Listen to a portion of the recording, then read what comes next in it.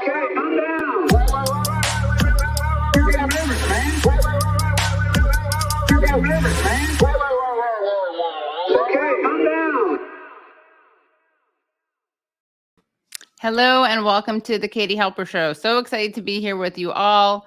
It's a great show. It's a great day. It's going to be a great show. We got great guests. And I want to thank everyone for supporting the show. Again, since being censored and fired by the Hill, I've been really blessed with a lot of support from people. So thank you so much to all of you who have joined the Patreon at patreon.com/the Katie Halper Show. Thank you all of you who have subscribed. Exciting news. We are above 80K subscribers. That's very exciting. We also got over 100,000 views on the video, the censored video that I made with Breakthrough News, the one that the Hill refused to air. And if you are confused by any of this, you can catch up on other streams, like the last couple of streams that I did, or you can just watch the video I did from a few days ago, where it's the video that the Hill wouldn't let me release. So again, thanks so much to Breakthrough News, and thanks to all the new subscribers and all the new viewers and all the new Patreons. Really appreciate it. And I'm very excited about today's show. Before I announce today's show, though, I just want to give you guys a sneak preview about who our Patreon guest is going to be. So this is yet another reason for you to become Patreons, not just to support the show, which of course is the main reason to support the Patreon, to join the Patreon, but also because you get bonus episodes, you get extended interviews, and you get just totally separate new interviews. So this week's Patreon only interview is going to be with Kit Clarenberg, whose latest piece is at the Gray Zone, and it's called Exposed. Before Ukraine blew up Kerch Bridge, British spies plotted it. So as you can imagine, that's going to be a very important and exciting discussion, not a discussion you can find most places. So make sure you join patreon.com/the Katie Halper Show so that you will be there for it. Also, make sure you like the stream right now. That's another way you can help beat the algorithm, and just helps everyone, helps the show, helps get the word out. I will be doing a call-in right after this with my guests. So make sure you join us on call-in, and the call-in link is in the YouTube description. Call-in's a free application. You just download onto your phone if it's not already there. And we take your questions, which is really exciting. So I'm about to bring on the very esteemed guests with whom I'm speaking tonight.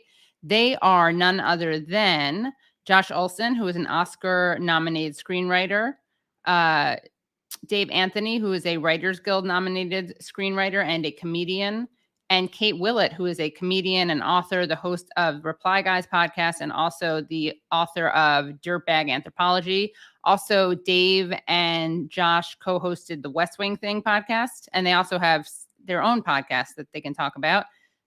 Dave co-hosts The Dollop, which is a great history podcast, and Josh co-hosts another show about movies.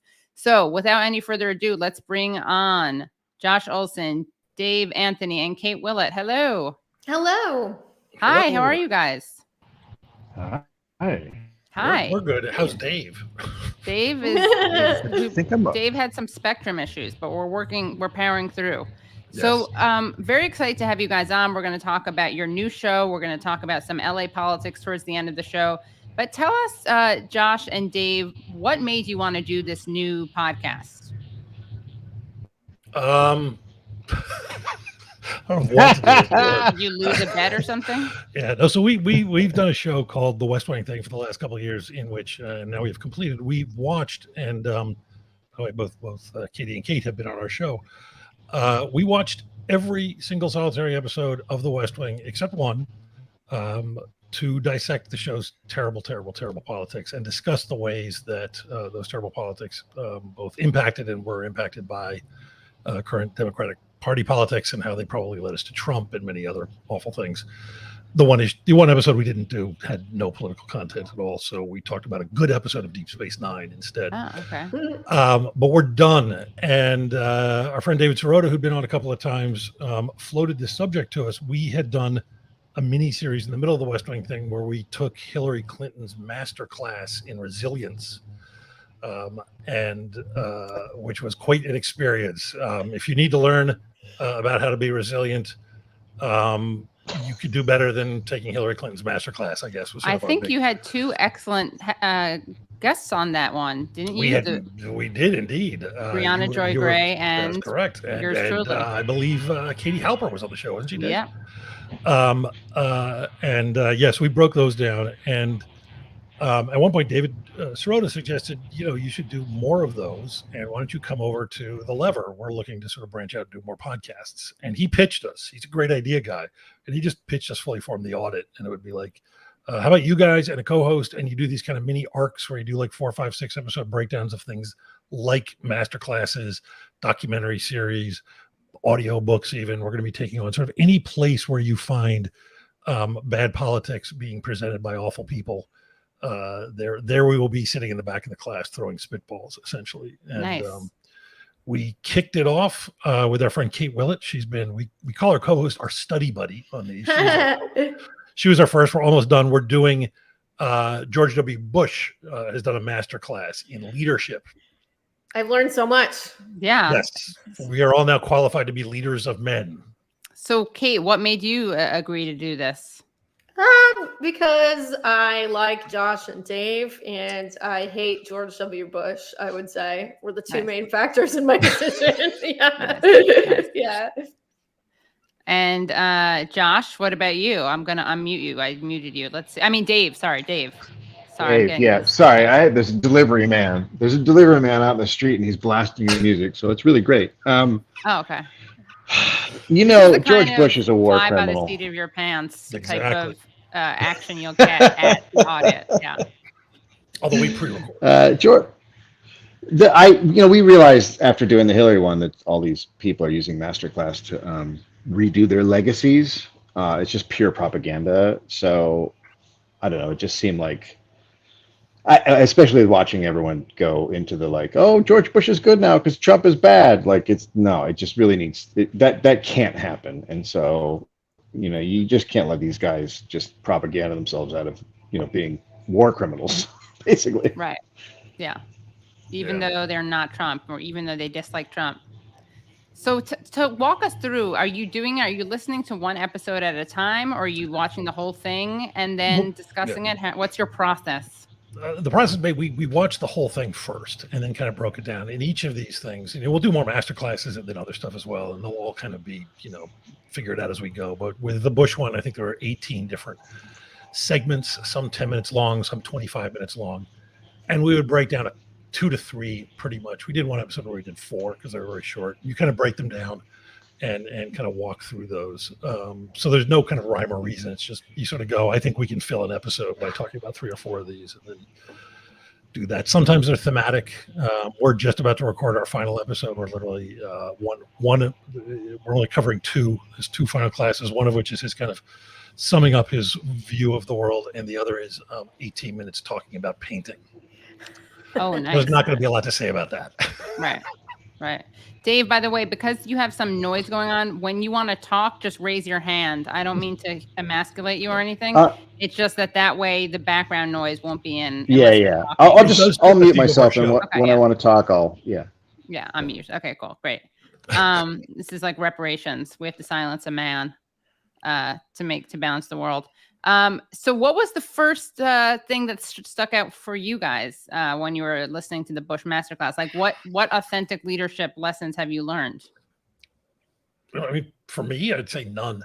But no, what jumped out, I think, for all of us, you guys tell me if I'm wrong, is you sit there and if you remove yourself from the context of the thing, and again, the context really is he's sort of jumping on the moment where so many, I mean, because this is clearly for liberals.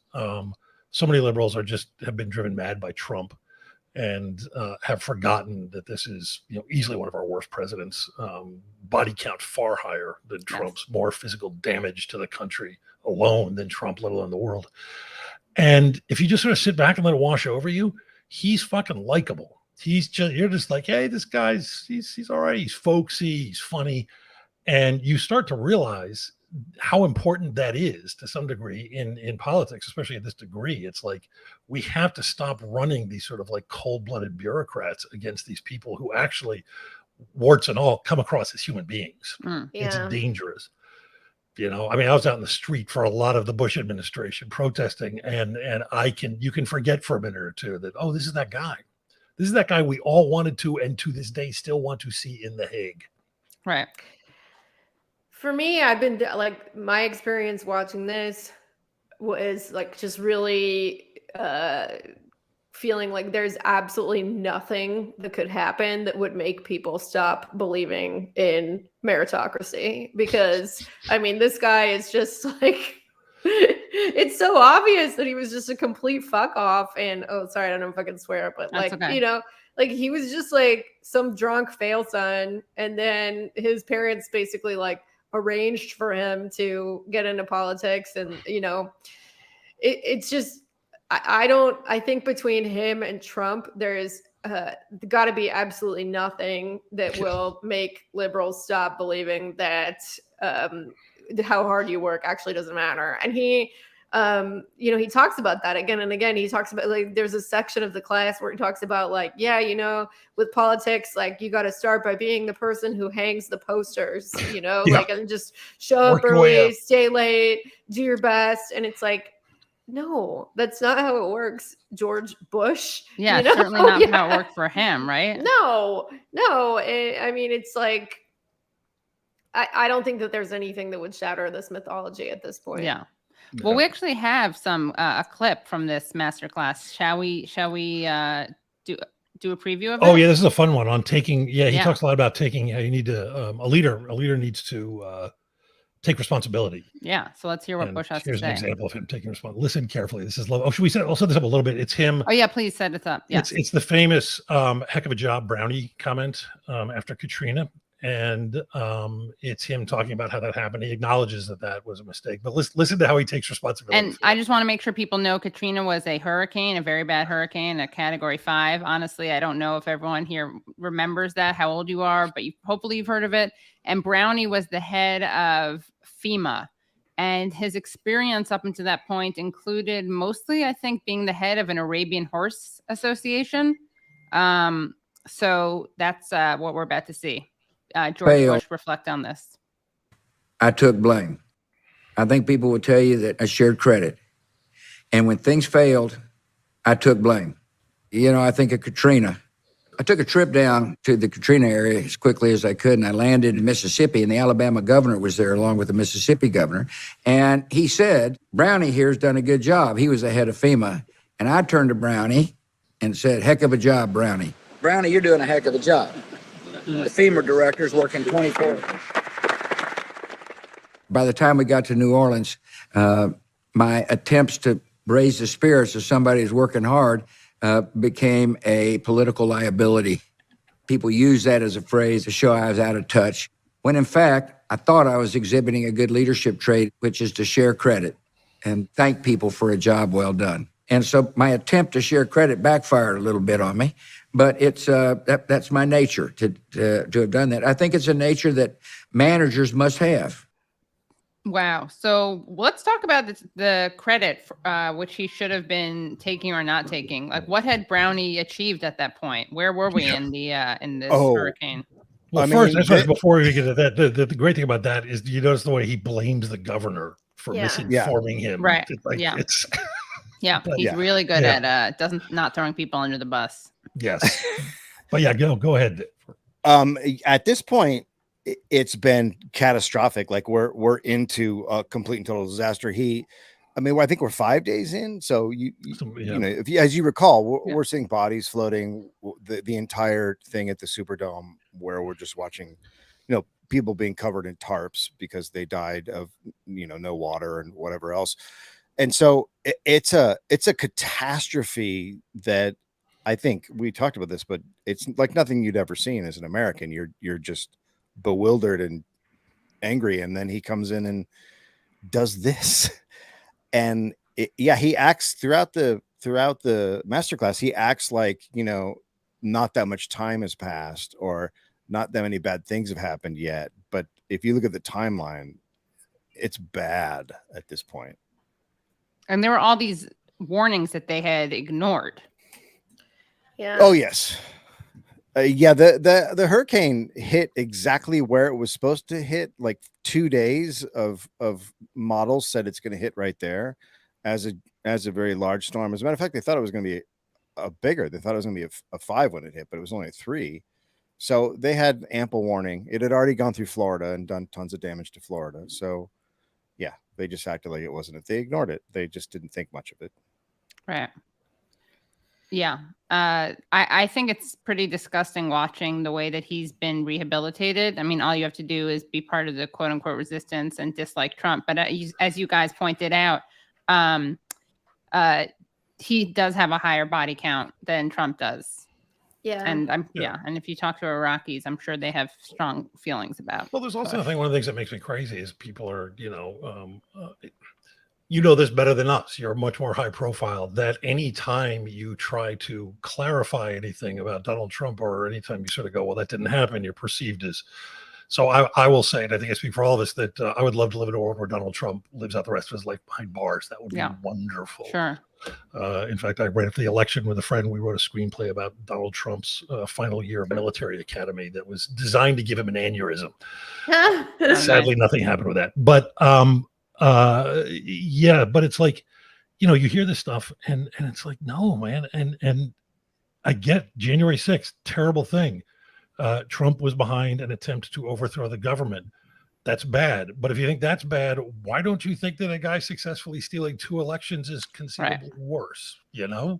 Is it because it got loud and rowdy and some windows got broken? And, it's like, I get it. A couple people died. That's very bad. But Bush stole elections. He successfully stole elections. Trump failed. It's not, this isn't a new point, but I do think it shows how much of being, a liberal is just about norms, Yeah.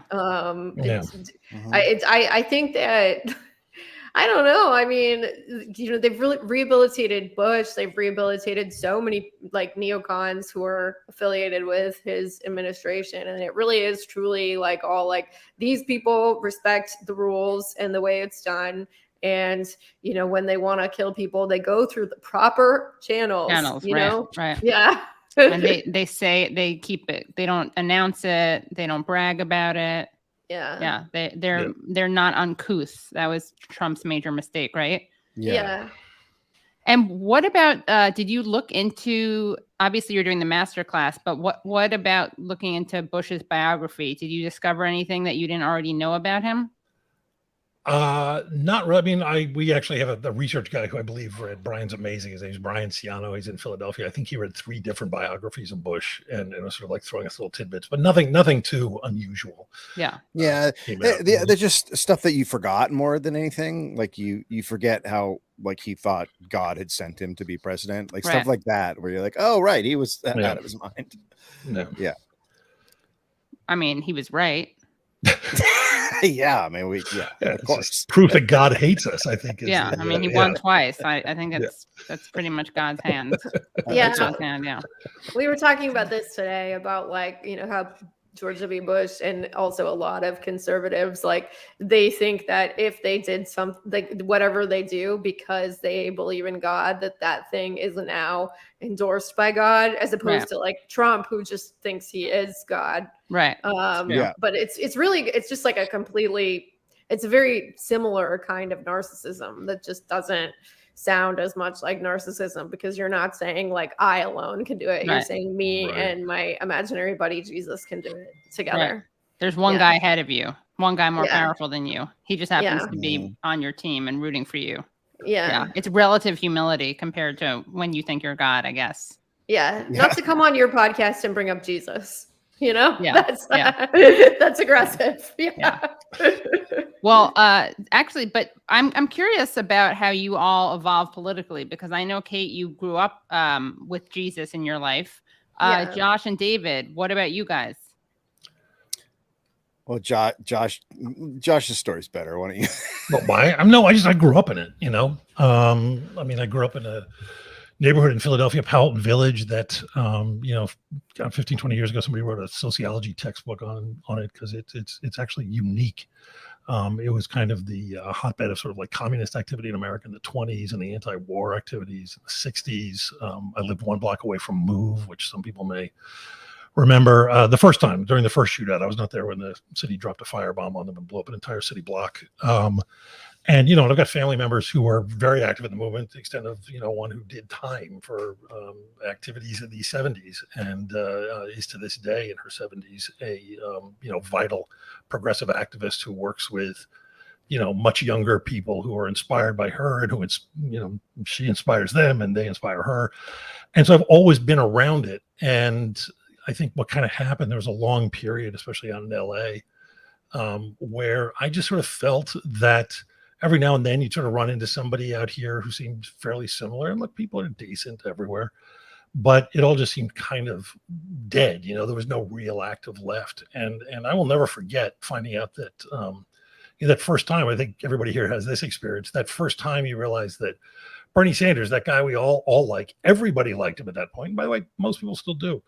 You know, we thought, oh, it would be great if there were more politicians like him. When you found out not only was he running, but that guy without any television coverage or anything else was filling football stadiums. Mm-hmm. And that activated something in a lot of people. And it also woke something back up in a lot of us too, where it was like, oh, there are others, you know, this shit is happening. It is real. There are actually people out there who care. There are people who know his message and we're just waiting to find other people like them. And there are people who have not heard his message who are hearing it and being activated by it. And that was just an amazing thing to me. It was so heartening. And I then completely, go ahead. I was going to say, I completely agree with you and felt the same way. And also, this is exactly how George Bush talks about Jesus. No, Jesus was new to him. That's hearing his message. Other people have heard his message. That's right. Yeah. Other people like the guy. Yeah. Exactly. Yeah.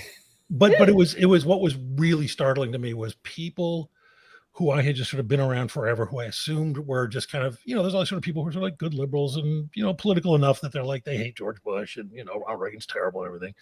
And what's astonished me is I sort of assumed that as soon as Bernie started really happening, those people would be like, oh, wow, this is great. And instead, those people started going, hey, why do you hate women? Yeah. Like, that was a good time. Excuse me. Right. It was startling. It was genuinely startling to see the hammer come down so hard from the Democratic establishment. So, I mean, that was my story. Dave was always pretty lefty too. My dad was a assistant DA and then a defense attorney, and I was raised not to like cops. Don't trust cops. Stay the fuck away from cops. That was how I was raised. And then, you know, I worked on like Democratic campaigns when I was like 16, like Barbara Boxer and stuff like that. But then I started watching it and I'm like, oh, this doesn't seem right. And you watch the lies and the nonsense happening. But then it was really, I read the People's History of the United States by Howard Zinn around then, and that kind of woke me up. And then the first Gulf War, which I got arrested during the first Gulf War protesting, and I got to be on the other side of what that's like and how much they punish. And we got fined like $1,000 and like this, like just insane stuff. When they arrested us, it was in Santa Barbara. The local news flew in a transparent Iraqi flag over us on the news as we were getting arrested. Like, you just watch it all and you're just like, this is all insane. And it just kind of all fell apart at me at that point. And I just swung super left. And I've kind of just been there ever since. You know, in the 90s, it was a very lonely time. You wouldn't say you're a socialist because people would lose their minds. I mean, people that were, you know, liberals, they would just, when has that ever worked? And you're just like, okay. Good on paper. Yeah. People love saying that. So I've always kind of been there. I've always been, you know, I was very anti-Clinton. I always remember we had a big party at Cobb's Comedy Club for his second election, and everyone is celebrating and having a good time except for me and David Cross, and we just looked across the room at each other and we're just like, they don't get it. And so that's kind of where I've always been. I've just always been in this, surrounded by people that are happy about shit that's really bad. Right. Yeah. Does it feel weird in Hollywood? Like, do you feel like you have to be like, well, I guess you're out of the closet now through your podcast, but was it Was it Sort of. scary? There's not a lot. I mean, there's some people who do take it very. I mean, I think Dave and I both lost friends and probably Yeah. work for it. But there's also a lot of people who genuinely don't care in a good way. You know what I mean? Because it's like, hey, we're here to create something, you know. And I mean, one of the people responsible for my career early on is a big executive now who is a Trump supporter. And Oh my God. but you know, he's a lovely guy, and I would trust him more than a lot of people. He's a Trump supporter in California. He doesn't have a big podium. He doesn't have a podcast or a TV show. Right. So it's like, you know, it doesn't matter. His vote doesn't matter. Yeah. He's a great person. The crazy thing is his creative instincts as a producer are so humanistic. It's insane. Like you sit there sometimes and go, does this producer in you ever talk to like that voter in you? Because you guys would like fight to the death. It's very strange. Yeah. And it's David Simon. Yeah, exactly. But I mean, there's a lot of that in kind of all kinds of ways going on. There's people who are more, I mean, I don't know it all personally, but it's fascinating. If you look at Paul Schrader's Facebook page, has become a kind of item on Twitter. And, you know, his politics are kind of odd sometimes. And then you look at his movies, you know, you look at First Reformed, and it's like, did the guy who's writing those weird texts about cancel culture make this movie is radical. This is an angry, radical movie. And, you know, so it could have been a lot worse. It hasn't, but there's still a huge, where it gets interesting is that people have a hard time separating film and politics or entertainment and politics. Because it's like, on the one hand, like I'm completely like, yes, representation matters a lot. It is really important that we see a more representative view of our culture in entertainment. It is not quite the same thing when you talk politics. It's like, I am much more interested in a politician who's going to, you know, ensure the last poor Black woman dies in poverty than I am in making sure we elect the first Black woman who's incredibly wealthy and powerful to be president. And they equate the same. It's like in a lot of people's minds, it's the exact same thing. Yeah, that's why Hollywood. I can never enjoy Leni Riefenstahl's movies anymore. Once I found out about her politics. Speaking of art and politics, Hollywood is filled with people who came from Ivy League schools and came from privileged backgrounds, because that's the easiest way to make it in the arts in the United States is you don't have to work. Your parents help you out, and then you have a writing job. Like that's how comedians have worked my whole life, and that's how this is working. So the writers' rooms are filled with Yale and Dartmouth and all these people who don't have any understanding of socioeconomic problems in the United States. The most oblivious places I've been as far as politics go are writers' rooms. Like I cannot believe what I'm hearing. And then when you try to, like, I was writing on a show and I said, why don't we do this? Because I know the way the gatekeeping works. I said, why don't we go to like community colleges or, you know, high schools in South Central, wherever you want to go, talk to the teachers, go, what kid can write that you think has a future? And why don't we get them to turn in a script and see if they can write? And then we literally find someone who comes from that economic background, that place that is a different voice, not just a different skin color, a different place. And I got called a white savior. Wow. Yeah. And I was like, okay. All right, cool. I thought it was a pretty good idea. Keep it going. Yeah, it kind of sucks for the kid who didn't get that job. Yeah, seriously. Yeah. Thank God he didn't get white saved. Yeah. With a job. Yeah. Yeah. Yeah. And what about you, If Kate? you don't want to be racist, you can save me and get me a writing job. Yeah. Take then he's going to be a male anti-racist savior. action. Yeah, I don't know how to be a male do that, savior, Kate. though. It's just like we're just watching you drown here. We'd love to throw you this, but it's sorry. It's infantilizing. It would be infantilizing and patronizing of us. Oh my! It is like, man, it is so weird the extent to which people have learned how to justify like deeply conservative things with this kind of rhetoric. But also people are very confused. I mean, they really like, you know, one of the things that I sort of realized we had a labor action in Hollywood a couple of years ago where the writers all basically, we essentially fired our agents until they had signed a new agreement. And there was a period there where TV shows were being staffed, and normally that's the responsibility of agents to get, especially for younger, newer writers, it's how they get started. and they were not getting the benefit of that. And it would have been very easy for all the TV shows to just be like, well, we're just going to hire, like I would, like if I had a TV show or David, I'd be like, I'll call Dave. I can't call an agent and find new people. And this campaign started on Twitter organically. And it was, if you're in the Writer Guild, and don't be an asshole, like if you're just some chump doing this, but if you're in the Writers Guild and you are of some stature in the industry to some degree, you've done enough to be able to, and some writers who are starting out who are great, tweet their name with this hashtag, and we'll do it. And people started taking meetings off that. It took the place of agents doing it.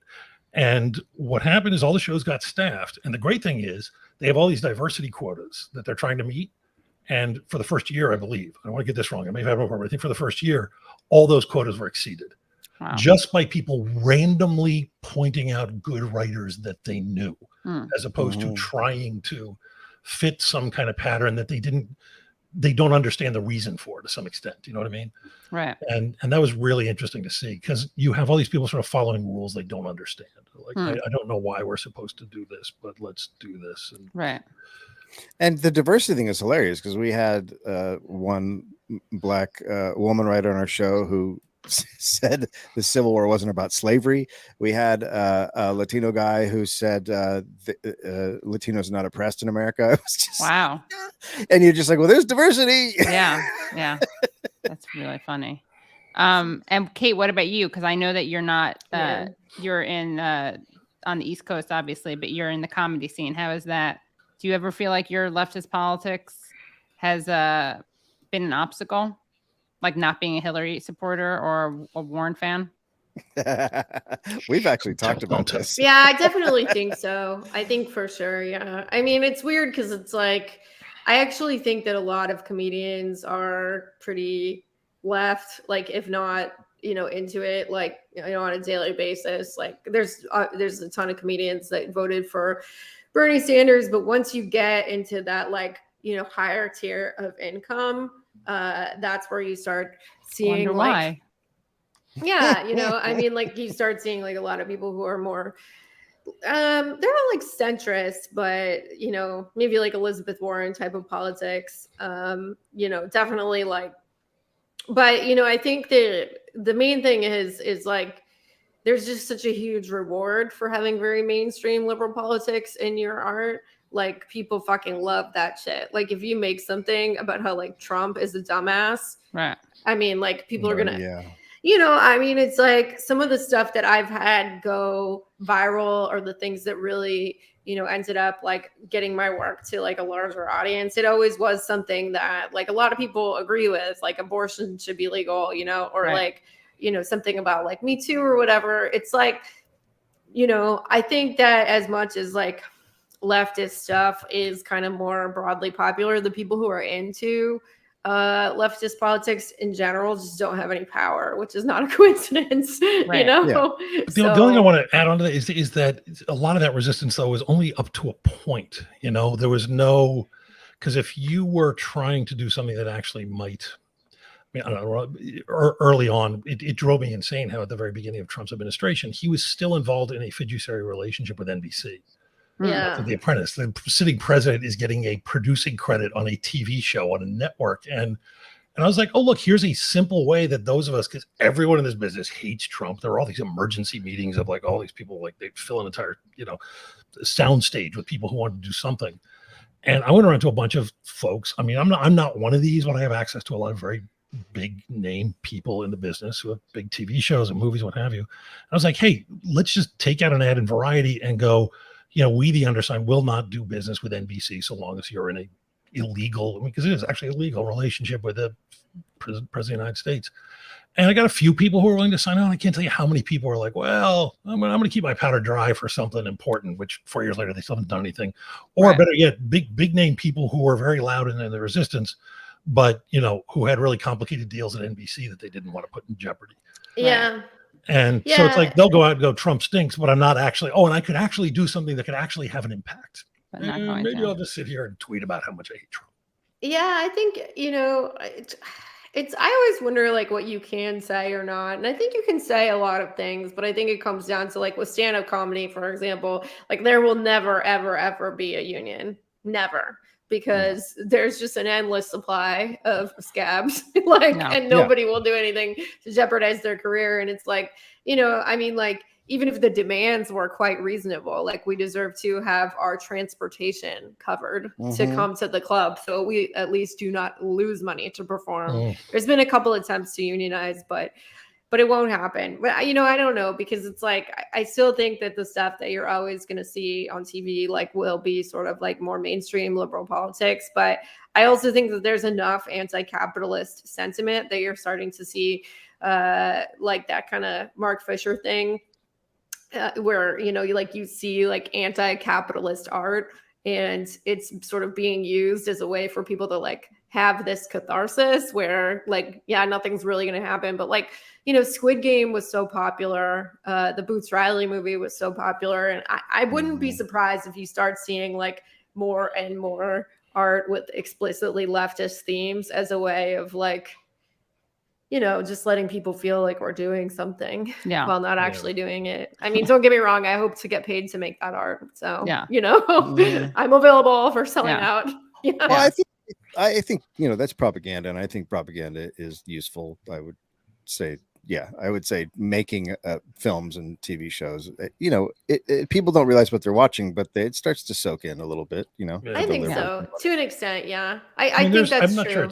Is it out yet? Triangle of Sadness, the movie that won Cannes this year, is it's very crowd pleasing entertainment. I think it's coming out shortly, and it's from the guy who did The Square and Force Majeure. And it's terrific. It's really fun, and it's really entertaining. Woody Harrelson's in it, and it's explicitly socialist comedy.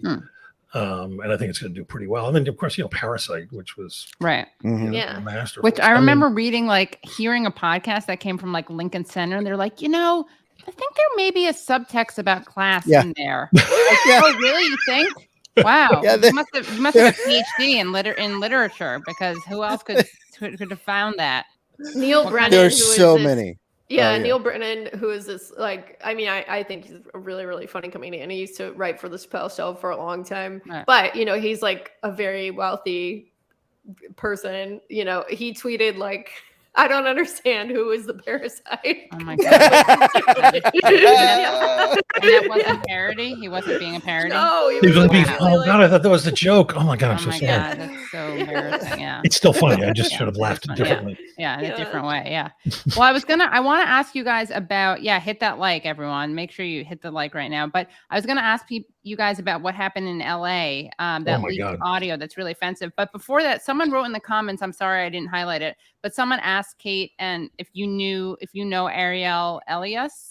I do know her. She's really sweet. Yeah, I thought Brad, can we show this clip? Do you want to set up what happened, Kate? This is is this the? I actually, so I wasn't there.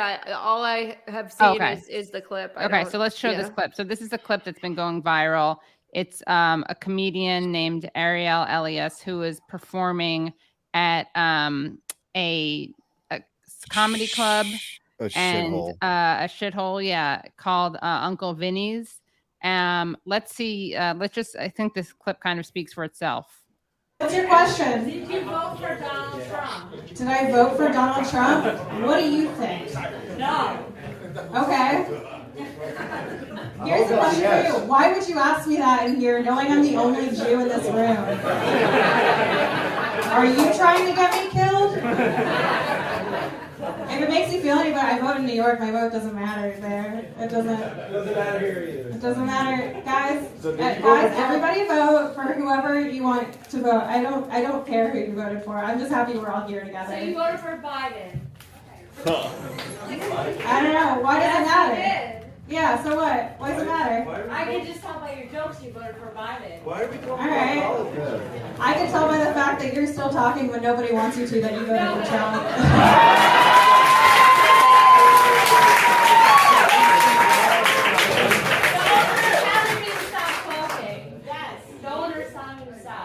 All right, make some noise if you want her to shut up.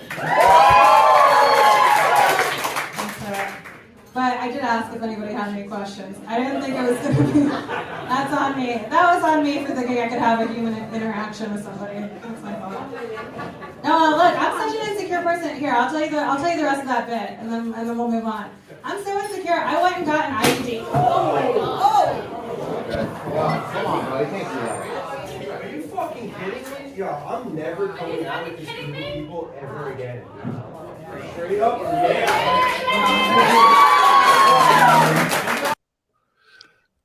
So, in case you guys missed that, she was being her heckled, asked if she voted for Trump, if she voted for Biden, then made a very funny joke. How she said that she could tell that this person, by the way, that they wouldn't shut up and were talking when no one wanted them to, that they were a Trump voter. And then someone throws a beer at her, which she then, in a very badass move, picks up and chugs. Yeah. She that was the perfect response. Yeah. Amazing response. I like the guy in the video who yells, "I'm never hanging out with this group of people I again." know. I know. I'm never That's coming awesome. out with this What group the of fuck is wrong people. with these people? Yeah. The thing, honestly, the thing that stands out the most to me is how good of a line she had about she's a fucking great comedian. Like I've never seen her before, and just from that one line, I'm like, she's a very good comedian. Yes, she's very talented, can handle an audience. Trump people, they have been put into a fever pitch. They want violence. They cannot tolerate anybody who voted for Biden. Neither can we, but in a different way. Yeah, I know, I mean, right? you know what I mean? Who are enthusiastic Biden voters. Yeah. Yeah. And it's just like, I mean, it's just like, this feels like, okay, this is the beginning. This is just going to start happening more and more, because if you go listen to right-wing media and, you know, Marjorie Taylor Greene, they're calling for violence constantly. And so just because this comedian voted for Biden, like, you can throw a beer at her, like, it's insane. Yeah. It's insane. Yeah, she did handle that really well. Has stuff like, have you guys ever dealt with really terrible hecklers, Dave or Kate, or you, Josh? When I don't know, in the screenwriting I take room? notes from studios. That's so much worse. Yeah, It's I had like, go go ahead. Sorry, I was just gonna say no, not really. Yeah. Oh yeah, I've had I had to hit a guy with the mic stand who rushed the stage. Yeah, I've had some. I don't remember what happened. It was pretty innocuous, just like crowd work, and all of a sudden he was running at the stage. Like, I just made a crack, and I literally had to pick up the mic stand and hit him in the chest. Oh my god! I even got it. I even had a guy come at me at Largo once, which is like a fancy little LA place. So yeah, I've had it. This was Jersey Shore, by the way. I forgot to say, in case you couldn't tell already, that was Jersey Shore where that woman was performing. Yeah. But I think it's it's like society. As everything gets more and more heated, I think comedians are very vulnerable people. I've always been worried about a shooting in a comedy club, but yeah, I think we're super vulnerable up there. Was your joke political, or he just didn't like the punchline? You just didn't land No, it wasn't even. It was just like he like, I think he heckled me and I slapped him down. You know. And they get really mad when you slap them down and the crowd laughs. Then they get really enraged because now they're all alone. You know. No. Well, Kate, you have any stories about hitting people's mic stands or anything? You know, I mean, most of the time, with or without a bit involved, maybe just like do that on your most own of the time that hecklers heckle, it's like not that bad. Like, it's usually just someone who won't stop talking, like, to the person at their table, or they'll just keep. Like, a lot of times it's people who think they have positive intentions. Like, I recently was, like, I guess, heckled by this woman in Austin that, like, literally everything I said, she could be like, I relate. Oh my God, that happened to me. That's really funny. My mom did that. And I'm just like, okay, this is literally, people don't want to hear this, but it's like very validating. It's like people who think that they're making the show better, and oftentimes people who are very drunk, you know.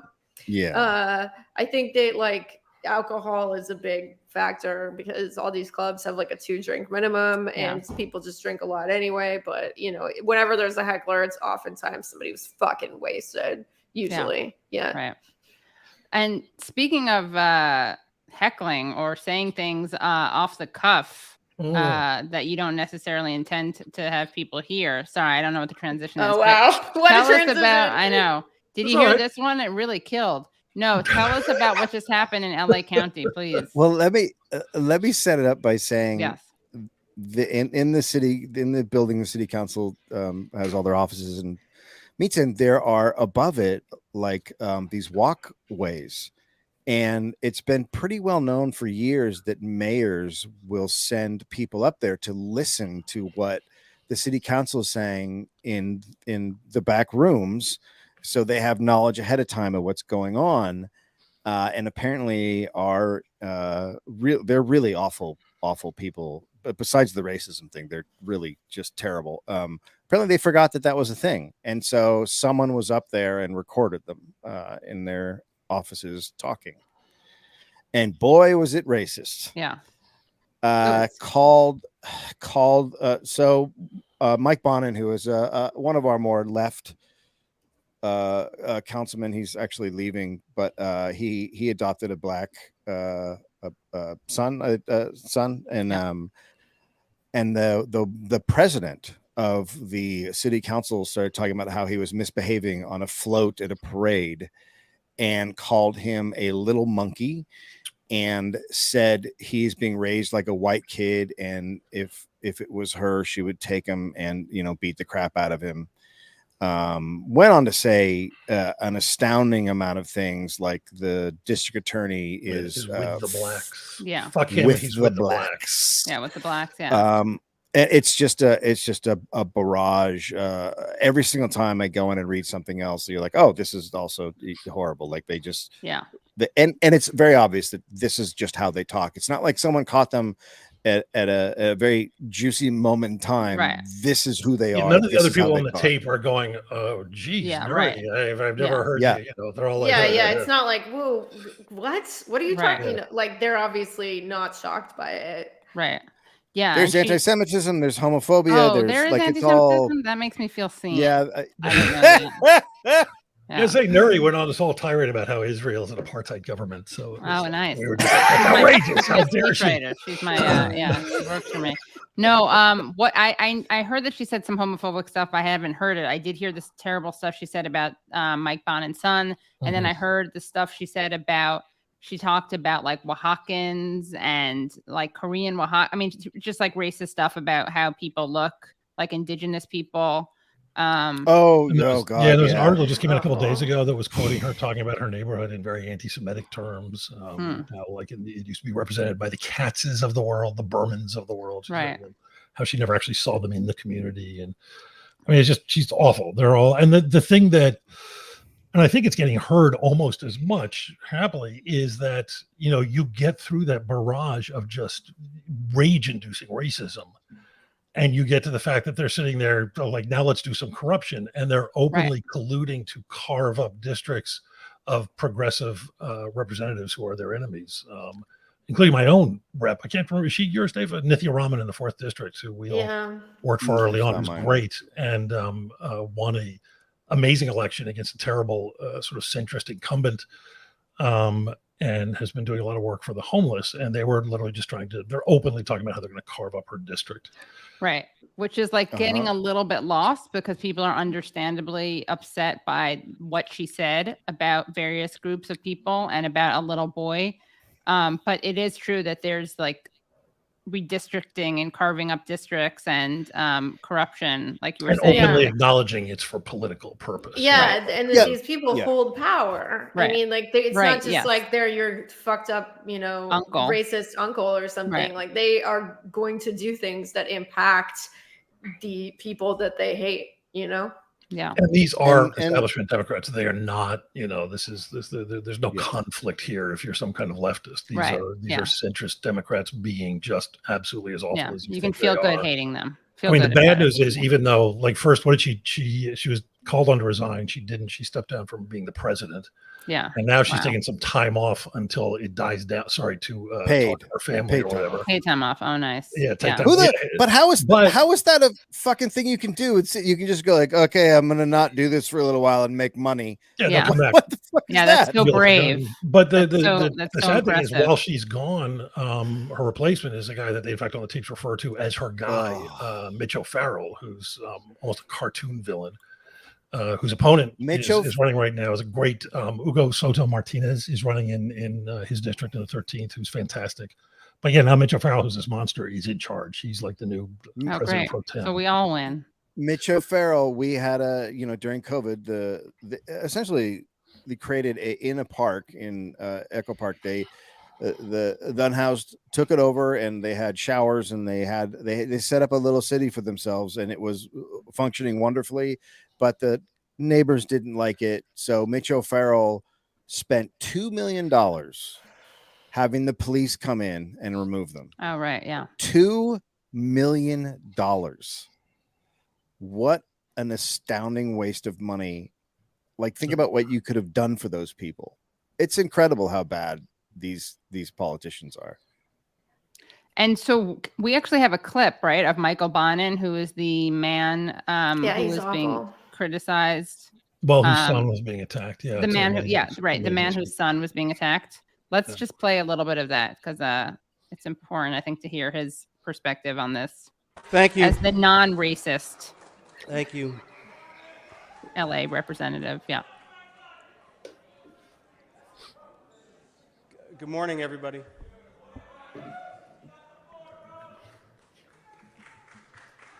Thank you. I really do not want to be here today. I want to be home with my family right now.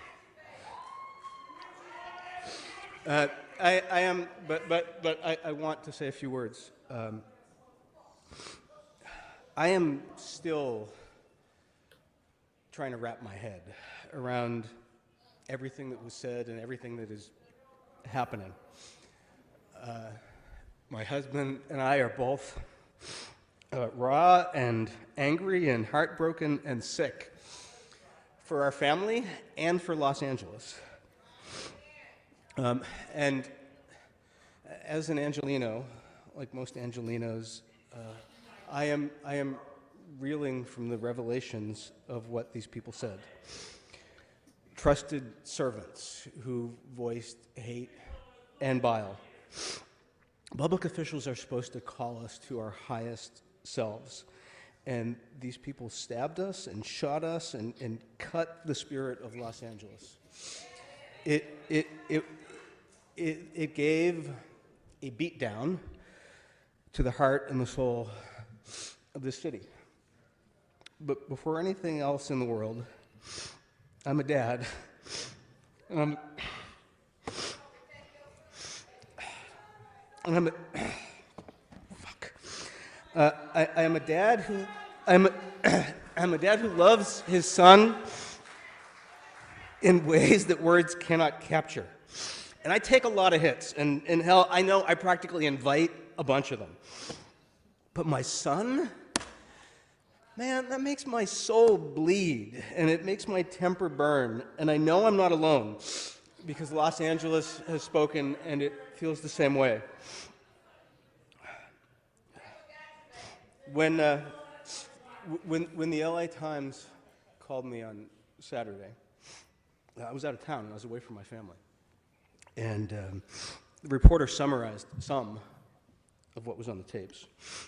And my first instinct as a father was to implore them, don't run the story, or at least be vague. Please say made racist remarks about my son, but I didn't want to see the specifics in print. I didn't want him to have to hear them or read them someday. And I also knew that the tapes contained much more, learned even more in the past couple of days, much more than the comments about my son. And as the white father of a black child, you stumble and you fuck up, and you try to do your best to be a parent and an ally. And I get it wrong a lot. I get it right sometimes. I knew that I did not want this story about virulent anti-black racism to be centered on an angry white dad. And you know, I was afraid this was going to be in the California section. It's been in international news. You know, these words, they cut and they stung. I know that I can never really know or comprehend or feel the weight of the daily relentless racism, anti-black racism that my son is going to face. But man, I know the fire that you feel when someone tries to destroy Black Boy Joy. Man, it's a rage. And my husband and I were both raised at a time when, as gay men, we didn't think that we would be married, or that we would be allowed to have kids, or that we'd be allowed to have a family, because our relationships and our families were considered illegitimate. And a lot of what on these tapes stung. But over the past 2 days, I've heard about a lot more than me and my family. I've heard about attacks on the Oaxacan community. I've heard the homophobic tropes. I've heard anti-Semitic remarks. I've heard incredible coordinated efforts to disenfranchise blacks and renters and to weaken the voice of progressives and to undermine anyone who tries to do coalition building. And it's overwhelming, and I am outraged, and I'm sickened by it. Now, Okay, is that a good point to stop at? Yeah. Sure. Right, I mean, Yeah. So that's really crazy. It's so heartbreaking that man, it just feels so awful that such horrible people are allowed to say such horrible things that still have power. Yeah, I know. I can't It's believe amazing. she's- Let's again but the White House a little before this just called for them all to resign. Which Yeah. was, Yeah. I think it's Which just they obviously should. brutally awful. or they should just what be they said. fired. Yeah, well, I don't even know how that works. but yeah, I they- think the state legislature has to do that, and they're not in session. I think it's really important to note because this is white supremacy that they're espousing here, and Right. and that thing where you attacking a young black boy, two or three, because he's having fun. Yeah. I mean, that's essentially what we're talking about. This little kid is jumping around having a blast because he's in a fucking parade on a Right. float. On a float. Like Yeah. that is like a kid's dream, and he's bopping around, and that's what makes her mad. Is the fact that that's what she's seeing. It's that he's a black kid. Right. That's all this shit is. And yeah, I mean, the whole thing. He brought up I don't know how to say Oaxaqueño. calling them all ugly. That's what Yeah. she did. She said Tan they're all feos, ugly yeah. people. She is such the rich person. It doesn't matter what fucking country they're in, Venezuela, Mexico, America, where they're just shitting on the indigenous people. Yeah. She's that old school bullshit kind of fucking person.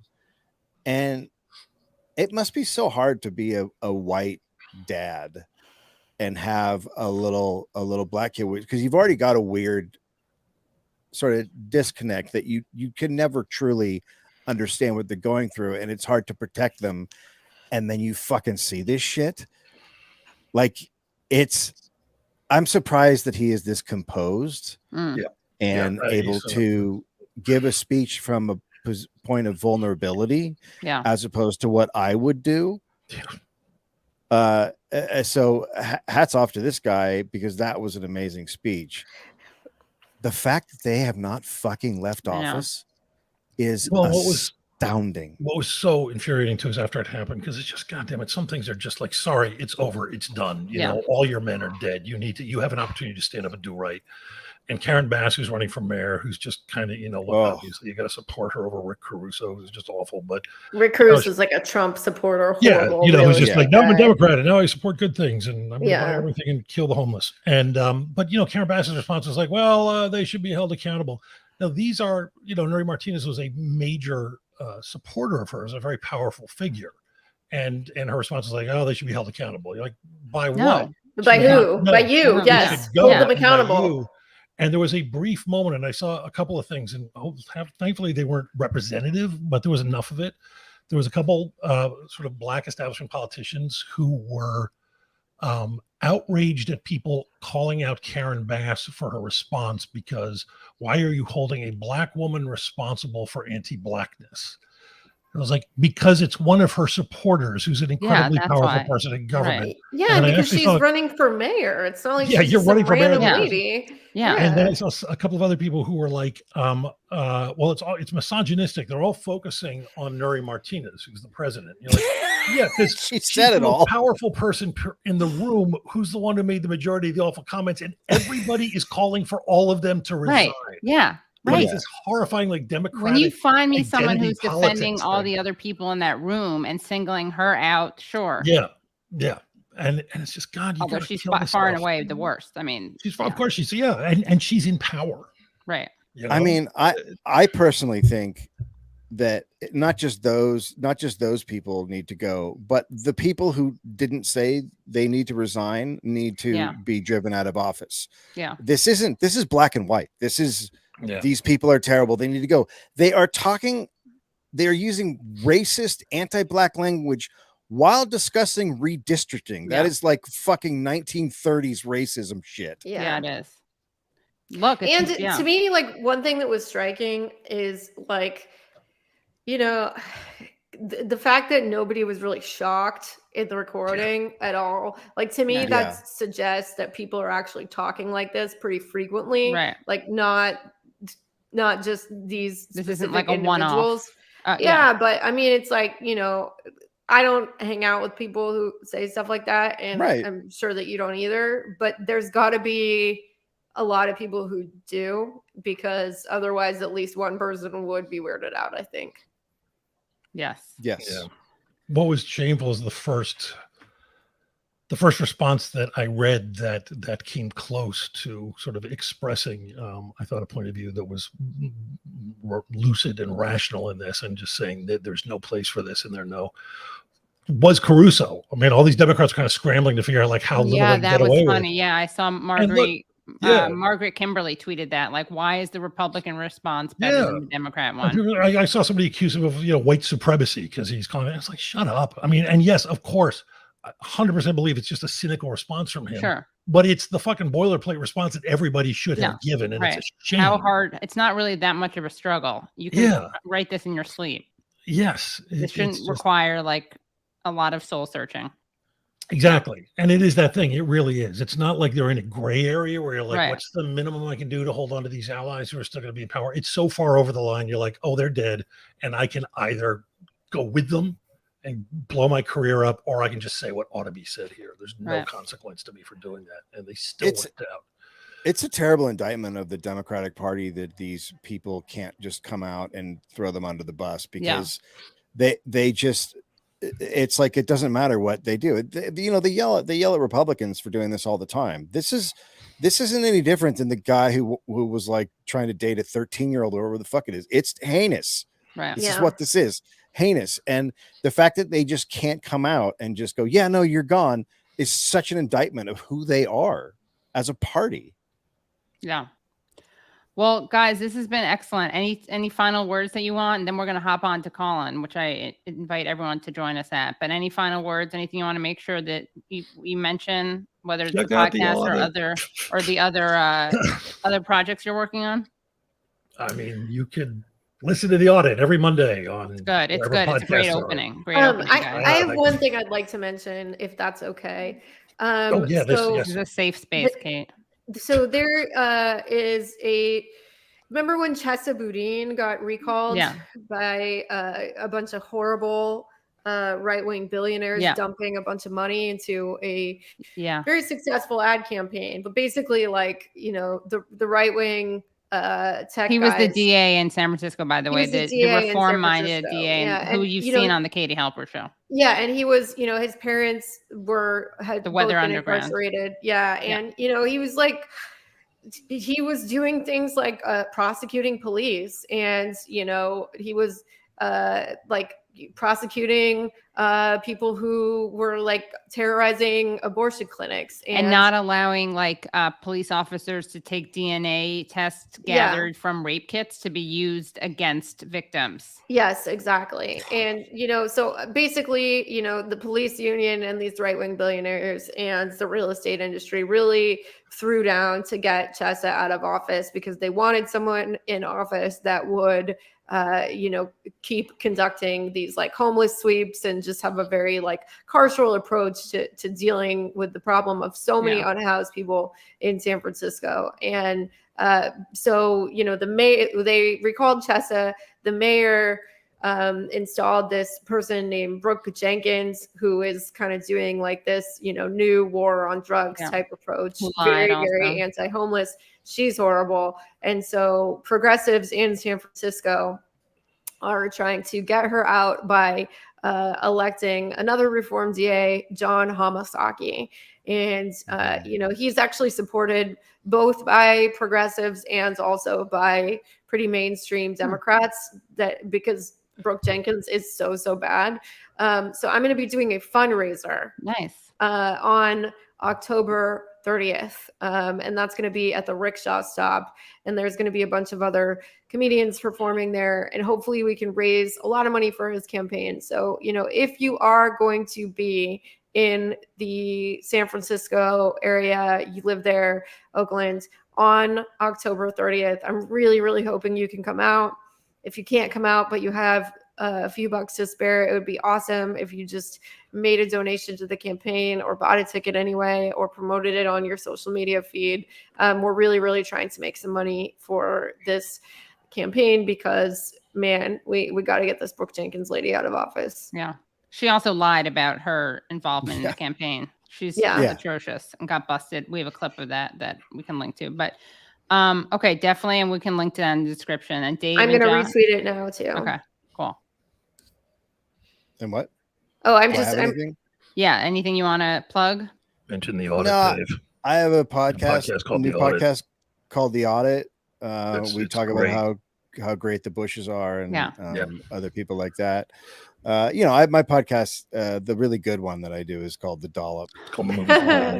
And that's a history podcast. And we'll be expanding that. We're going to have a second version of The Dollop coming out in November. It's going to be like world history or European history or no, it's kind of the same, but different. I just pick all the newspapers from like the 1700s on or online. So I just pick a newspaper and read through it to Gareth and a guest. That's and really it's great. Like, it's really crazy. That sounds really fun and funny. Wow. Yeah. All right. And also, I'm a big shout out. I'm really a big fan of Bronzeville. Oh, yeah. Thank you. You have been a great supporter of that. Can I take 30 seconds? Or? Yeah, of course. Bronzeville is an audio drama, like old time radio. It's like a TV show without visuals. And Lorenz Tate and Omari Hardwick and Tika Sumter and just like LeVar Burton. You cannot believe the cast. It's about the numbers racket in Chicago in the 40s. There's 2 full seasons of it. They're available. It's an audio drama. It's like a podcast. It's called Bronzeville, and I wrote every single solitary episode of them, and I am so goddamn proud of them.